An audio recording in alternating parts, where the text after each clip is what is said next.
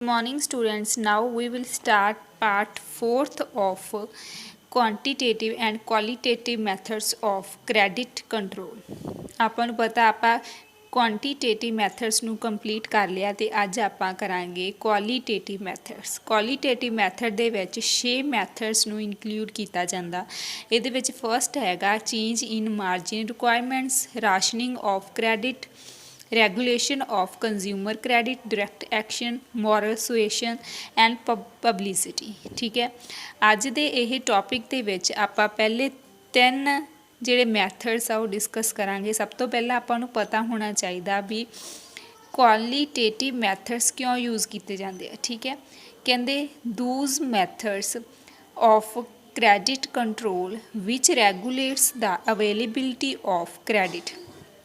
Availability of credit ਮਤਲਬ ਆਪਣੀ economy ਦੇ ਵਿੱਚ ਕਿੰਨਾ ਪੈਸਾ ਘੁੰਮ ਰਿਹਾ ਜਾਂ ਕਿਹੜੇ ਸੈਕਟਰ ਨੂੰ ਕਿੰਨਾ ਜਿਹੜਾ ਕ੍ਰੈਡਿਟ ਆ ਪੈਸਾ ਉਹ ਜਾ ਰਿਹਾ। ਠੀਕ ਹੈ, ਐਡਵਾਂਸ ਟੂ ਸਪੈਸੀਫਿਕ ਸੈਕਟਰਸ ਔਰ ਸਪੈਸੀਫਿਕ ਇਕਨੋਮਿਕ ਐਕਟੀਵਿਟੀਜ਼ ਇਨ ਦਾ ਇਕੋਨਮੀ, ਆਪਣੀ ਇਕੋਨਮੀ ਦੇ ਵਿੱਚ।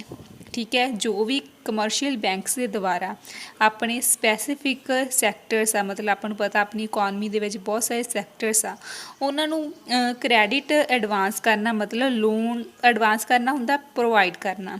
ਠੀਕ ਹੈ, ਕ੍ਰੈਡਿਟ ਮਤਲਬ ਪੈਸਾ। ਜੋ ਵੀ ਲੋਨ ਵਗੈਰਾ ਜਿਹੜੇ ਸੈਕਟਰਸ ਨੂੰ ਦਿੱਤੇ ਜਾਂਦੇ ਆ ਸਪੈਸੀਫਿਕ ਜਾਂ ਫਿਰ ਸਪੈਸੀਫਿਕ ਇਕਨੋਮਿਕ ਐਕਟੀਵਿਟੀਜ਼ ਕਰਨ ਦੇ ਲਈ ਜਿਹੜੇ ਲੋਨ ਪ੍ਰੋਵਾਈਡ ਕੀਤੇ ਜਾਂਦੇ ਆ, ਉਹਨਾਂ ਨੂੰ ਰੈਗੂਲੇਟ ਕਰਨ ਦੇ ਲਈ ਕੁਆਲੀਟੇਟਿਵ ਮੈਥਡਸ ਨੂੰ ਯੂਜ਼ ਕੀਤਾ ਜਾਂਦਾ। ਠੀਕ ਹੈ, ਇਸ ਤੋਂ ਬਿਨਾਂ these are also known as a selective credit control methods. ਇਹਨਾਂ ਨੂੰ ਸਿਲੈਕਟਿਵ ਕ੍ਰੈਡਿਟ ਕੰਟਰੋਲ ਮੈਥਡਸ ਵੀ ਕਿਹਾ ਜਾਂਦਾ। ਸਿਲੈਕਟਿਵ ਇਸ ਲਈ ਕਿਹਾ ਜਾਂਦਾ ਕਿਉਂਕਿ ਇਹਦੇ ਵਿੱਚ ਕੁਝ ਕੁ ਜਿਹੜੇ ਸਪੈਸੀਫਿਕ ਸੈਕਟਰਸ ਆ ਉਹਨਾਂ ਨੂੰ ਜਾਂ ਫਿਰ ਸਪੈਸੀਫਿਕ ਇਕਨੋਮਿਕਸ ਆ ਉਹਨਾਂ ਨੂੰ ਸਿਲੈਕਟ ਕੀਤਾ ਜਾਂਦਾ ਵੀ ਇਹਨਾਂ ਨੂੰ ਇੰਨਾ ਜਿਹੜਾ ਕ੍ਰੈਡਿਟ ਜਾਣਾ ਚਾਹੀਦਾ ਜਾਂ ਇੰਨਾ ਲੋਨ ਵਗੈਰਾ ਮਿਲਣਾ ਚਾਹੀਦਾ। ਸੋ ਫਸਟ ਆਪਾਂ ਕਰਾਂਗੇ ਇਹਦਾ ਫਸਟ ਮੈਥਡ ਆ ਚੇਂਜ ਇਨ ਮਾਰਜਿਨ ਰਿਕੁਆਇਰਮੈਂਟਸ। ਠੀਕ ਹੈ, ਮਾਰਜਿਨ ਹੁੰਦਾ ਮਤਲਬ ਕੁਝ ਕੁ ਪਾਰਟ, ਕੁਝ ਕੁ ਹਿੱਸਾ, ਰਿਕੁਆਇਰਮੈਂਟ ਮਤਲਬ ਪਾਸੇ ਕੱਢ ਕੇ ਰੱਖ ਲੈਣਾ। ਠੀਕ ਹੈ, ਮਾਰਜਿਨ ਮਤਲਬ ਕੁਝ ਕੁ ਹਿੱਸਾ ਜਾਂ part. Every commercial bank advance loans on the basis of N appropriate security. ਆਪਾਂ ਨੂੰ ਪਤਾ ਹੀ ਆ, ਆਪਾਂ ਜਦੋਂ ਵੀ ਕਿਸੇ ਕਮਰਸ਼ੀਅਲ ਬੈਂਕ ਤੋਂ ਲੋਨ ਲੈਂਦੇ ਹਾਂ ਤਾਂ ਉਹ ਸਿੱਧਾ ਹੀ ਇੱਦਾਂ ਨਹੀਂ ਹੁੰਦਾ ਵੀ ਆਪਾਂ ਲੋਨ ਮੰਗਿਆ ਅਤੇ ਸਿੱਧਾ ਆਪਾਂ ਨੂੰ ਦੇ ਦੇਵੇ। ਉਹਨਾਂ ਨੂੰ ਸਿਕਿਉਰਿਟੀ ਲੋਨ ਦੇ ਬਦਲੇ ਕੁਝ ਸਿਕਿਉਰਿਟੀ ਵੀ ਚਾਹੀਦੀ ਹੁੰਦੀ ਹੈ ਵੀ ਇਹ ਬੰਦਾ ਕਿਤੇ ਲੋਨ ਲੈ ਕੇ ਭੱਜ ਤਾਂ ਨਹੀਂ ਜਾਊਗਾ। ਠੀਕ ਹੈ, ਜਾਂ ਲੋਨ ਲੈਣ ਤੋਂ ਇਨਕਾਰ ਨਾ ਕਰ ਦੇਵੇ। ਠੀਕ ਹੈ, ਇਸੇ ਲਈ ਕੀ ਆ ਵੀ ਕਮਰਸ਼ੀਅਲ ਬੈਂਕ ਕਿਹਦੇ ਬੇਸ 'ਤੇ ਲੋਨ ਪ੍ਰੋਵਾਈਡ ਕਰਦਾ, ਐਡਵਾਂਸ ਲੋਨਸ ਮਤਲਬ ਕਿਹਦੇ ਉੱਪਰ ਲੋਨ ਨੂੰ ਦਿੰਦਾ ਵਾ, ਉਹ ਸਿਕਿਉਰਿਟੀਜ਼ ਦੇ ਬੇਸਿਸ 'ਤੇ। ਹੁਣ ਆਪਾਂ ਦੇਖਣਾ ਵੀ ਮਾਰਜਿਨ ਰਿਕੁਆਇਰਮੈਂਟ ਕੀ ਹੁੰਦਾ। ਫੋਰ ਐਗਜ਼ਾਮਪਲ ਮੰਨ ਲਓ ਹੁਣ ਆਪਾਂ ਨੂੰ ਕੋਈ ਲੋਨ ਚਾਹੀਦਾ ਅਤੇ ਆਪਾਂ ਉਹਦੇ ਲਈ ਬੈਂਕ ਨੂੰ ਕਮਰਸ਼ੀਅਲ ਬੈਂਕ ਨੂੰ ਸਿਕਿਉਰਿਟੀ ਆਫਰ ਕਰਦੇ ਹਾਂ 10 ਲੱਖ ਰੁਪਏ ਦੀ। ਮਤਲਬ ਜਾਂ ਤਾਂ ਫਿਰ ਆਪਾਂ ਨੂੰ ਉਹਨਾਂ ਨੂੰ ਕੋਈ ਪ੍ਰੋਪਰਟੀ ਦੇ ਕਾਗਜ਼ ਦੇ ਦਿੰਦੇ ਹਾਂ ਜਾਂ ਫਿਰ ਆਪਾਂ ਨੂੰ ਕੁਝ ਗੋਲਡ ਦੇ ਦਿੰਦੇ ਹਾਂ। ਠੀਕ ਹੈ, ਫੋਰ ਐਗਜ਼ਾਮਪਲ ਆਪਾਂ ਉਹਨਾਂ ਨੂੰ 10 ਲੱਖ ਰੁਪਏ ਦੇ ਬਰਾਬਰ ਦਾ ਜਿਹੜੇ ਵੈਲਿਊ ਦਾ ਗੋਲਡ ਦੇਤਾ ਅਤੇ ਉਹਦੇ ਬਦਲੇ ਵਿੱਚ ਕਮਰਸ਼ੀਅਲ ਬੈਂਕ ਆਪਾਂ ਨੂੰ 8 ਲੱਖ ਰੁਪਏ ਦਾ ਲੋਨ ਜਿਹੜਾ ਕੀ ਆ ਦਊਗਾ ਗਰਾਂਟ ਕਰਕੇ। ਸੋ ਆਪਾਂ ਦੇਖਦੇ ਹਾਂ ਵੀ ਮਾਰਜਿਨ ਰਿਕੁਆਇਰਮੈਂਟ ਕੀ ਹੁੰਦਾ। ਮਾਰਜਿਨ ਰਿਕੁਆਇਰਮੈਂਟ ਕੀ ਆ, value of security offered minus value of loan granted. ਮਤਲਬ ਜਿੰਨੀ ਆਪਾਂ ਸਿਕਿਉਰਿਟੀ ਦਿੱਤੀ ਆ ਅਤੇ ਉਨੇ ਵਿੱਚੋਂ ਕਿੰਨੇ ਉਹਨਾਂ ਨੇ ਲੋਨ ਲਈ ਆਪਾਂ ਨੂੰ ਪੈਸੇ ਦਿੱਤੇ। ਆਪਾਂ ਨੂੰ ਪਤਾ ਆਪਾਂ 10 ਲੱਖ ਰੁਪਏ ਦੇ ਬਰਾਬਰ ਦਾ ਗੋਲਡ ਦਿੱਤਾ। ਠੀਕ ਹੈ, ਉਹਦੇ ਬਦਲੇ ਉਹਨਾਂ ਨੇ ਆਪਾਂ ਨੂੰ ਕੀ ਦਿੱਤਾ, 8 ਲੱਖ ਰੁਪਏ ਦਾ ਜਿਹੜਾ ਕੀ ਆ ਆਪਾਂ ਨੂੰ ਲੋਨ ਦੇਤਾ। ਸੋ ਮਾਰਜਿਨ ਰਿਕੁਆਇਰਮੈਂਟ ਕੀ ਆ, ਆਪਾਂ ਨੂੰ ਪਤਾ value of security offer minus value of loan granted. ਮਤਲਬ 10 ਲੱਖ 'ਚੋਂ ਆਪਾਂ 8 ਲੱਖ ਜਦੋਂ ਮਾਈਨਸ ਕਰਾਂਗੇ ਤਾਂ 2 ਲੱਖ ਰੁਪਈਆ ਜਿਹੜਾ ਕੀ ਬੈਂਕ ਆਪਣੇ ਕੋਲ ਐਜ਼ ਆ ਮਾਰਜਿਨ ਰਿਕੁਆਇਰਮੈਂਟ ਰੱਖਣਗੇ। ਠੀਕ ਹੈ, ਹੁਣ ਆਪਾਂ ਨੂੰ ਪਤਾ ਵੀ ਜਦੋਂ ਜਿਹੜਾ 10 ਲੱਖ ਰੁਪਏ ਦੇ ਵਿੱਚ 8 ਲੱਖ ਰੁਪਇਆ ਮਿਲਿਆ, ਇਹਦੇ ਹਿਸਾਬ ਨਾਲ ਕੀ ਆ 20% ਕੀ ਆ ਮਾਰਜਿਨ ਰਿਕੁਆਇਰਮੈਂਟ ਹੋ ਗਈ ਆ।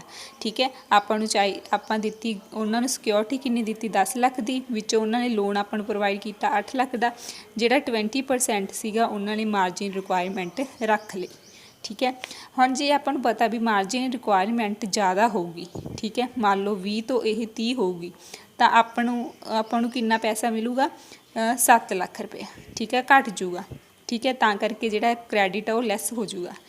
ਜਿਹੜਾ ਆਪਾਂ ਨੂੰ ਮਿਲਣਾ ਵਾ। ਸੋ ਜੇ ਮਾਰਜਿਨ ਰਿਕੁਆਇਰਮੈਂਟ ਲੈਸ ਆ, ਜੇ ਘੱਟ ਆ ਮਤਲਬ 10% ਆ, ਫਿਰ ਆਪਾਂ ਨੂੰ ਇਹਦੇ ਬਦਲੇ ਕਿੰਨੇ ਜਿਹੜੇ 9 ਲੱਖ ਰੁਪਏ ਆ ਜਿਹੜਾ ਉਹ ਲੋਨ ਮਿਲ ਜੂਗਾ। ਤਾਂ ਕਰਕੇ ਮੋਰ ਕੀ ਆ ਕ੍ਰੈਡਿਟ ਜਿਹੜਾ ਕੈਨ ਬੀ ਓਬਟੇਨਡ ਆਪਾਂ ਨੂੰ ਮਿਲੂਗਾ। ਇਸ ਤੋਂ ਬਿਨਾਂ ਆਪਾਂ ਦੇਖਦੇ ਹਾਂ ਵੀ ਸੈਂਟਰਲ ਬੈਂਕ ਕੀ ਕਰਦਾ, ਠੀਕ ਹੈ। ਜਦੋਂ ਆਪਣੀ ਇਕੋਨਮੀ ਦੇ ਵਿੱਚ ਉਹਨੇ ਕੀ ਕਰਨਾ ਹੁੰਦਾ, ਕ੍ਰੈਡਿਟ ਨੂੰ ਦੀ ਅਵੇਲੇਬਿਲਿਟੀ ਨੂੰ, ਉਹਦੀ ਉਪਲਬਧਤਾ ਨੂੰ, ਕ੍ਰੈਡਿਟ ਜਾਂ ਪੈਸੇ ਨੂੰ ਵਧਾਉਣਾ ਹੁੰਦਾ ਜਾਂ ਘਟਾਉਣਾ ਹੁੰਦਾ, ਠੀਕ ਹੈ। ਜਦੋਂ ਉਹਨੇ ਕ੍ਰੈਡਿਟ ਅਵੇਲੇਬਿਲਿਟੀ ਨੂੰ ਘੱਟ ਕਰਨਾ ਹੁੰਦਾ, ਠੀਕ ਆ, ਆਪਣੀ ਇਕੋਨਮੀ ਦੇ ਵਿੱਚ, ਤਾਂ ਉਹ ਕੀ ਕਰੂਗਾ, ਜਿਹੜੇ ਰੇਟ ਆਫ ਮਾਰਜਿਨ ਰਿਕੁਆਇਰਮੈਂਟ ਆ ਉਹਨੂੰ ਵਧਾ ਦੂਗਾ। ਜਦੋਂ ਅਵੇਲੇਬਿਲਿਟੀ ਨੂੰ ਘੱਟ ਕਰਨਾ ਹੁੰਦਾ ਤਾਂ ਉਹ ਕੀ ਕਰ ਦੂਗਾ, ਇਹਨੂੰ ਡਿਕਰੀਜ਼ ਕਰ ਦੂਗਾ, ਠੀਕ ਹੈ। ਇਹਨੂੰ ਇਨਕਰੀਜ਼ ਕਰਨ ਦੇ ਨਾਲ ਕੀ ਆ, ਪੈਸਾ ਹੈ ਜਿਹੜਾ ਉਹ ਬੈਂਕਾਂ ਦੇ ਕੋਲ ਜ਼ਿਆਦਾ ਪਿਆ ਰਹੂਗਾ, ਠੀਕ ਹੈ। ਤਾਂ ਕਰਕੇ ਜਿਹੜਾ ਬੈਂਕਾਂ ਦੇ ਕੋਲ ਪੈਸਾ ਵੱਧ ਜੂਗਾ ਅਤੇ ਇਕੋਨਮੀ ਦੇ ਵਿੱਚ ਘੱਟ ਜੂਗਾ, ਠੀਕ ਹੈ। ਹੁਣ ਜੇਕਰ ਕੀ ਆ ਇਹਨੂੰ ਘਟਾ ਦਿੱਤਾ ਜਾਊਗਾ ਅਤੇ ਮਾਰਜਿਨ ਦੇ ਰੂਪ ਵਿੱਚ ਇਹ ਘੱਟ ਪੈਸੇ ਰੱਖਣਗੇ ਬੈਂਕ, ਠੀਕ ਆ, ਅਤੇ ਆਪਣੇ ਕੋਲ ਜਿਹੜਾ ਜ਼ਿਆਦਾ ਲੋਨ ਆ ਜੂਗਾ, ਠੀਕ ਹੈ। ਇਹਨੂੰ ਕੀ ਕਹਿੰਦੇ ਆ, ਮਾਰਜਿਨਲ ਜਾਂ ਮਾਰਜਿਨ ਰਿਕੁਆਇਰਮੈਂਟ, ਠੀਕ ਹੈ। ਇਸ ਤੋਂ ਅੱਗੇ ਆਪਾਂ ਇਹਦਾ ਸੈਕਿੰਡ ਪੁਆਇੰਟ ਦੇਖਦੇ ਹਾਂ ਕੀ ਆ, ਕ੍ਰੈਡਿਟ ਰਾਸ਼ਨਿੰਗ। ਰਾਸ਼ਨਿੰਗ ਕੀ ਹੁੰਦਾ, ਰਾਸ਼ਨਿੰਗ ਹੁੰਦਾ ਕੁਝ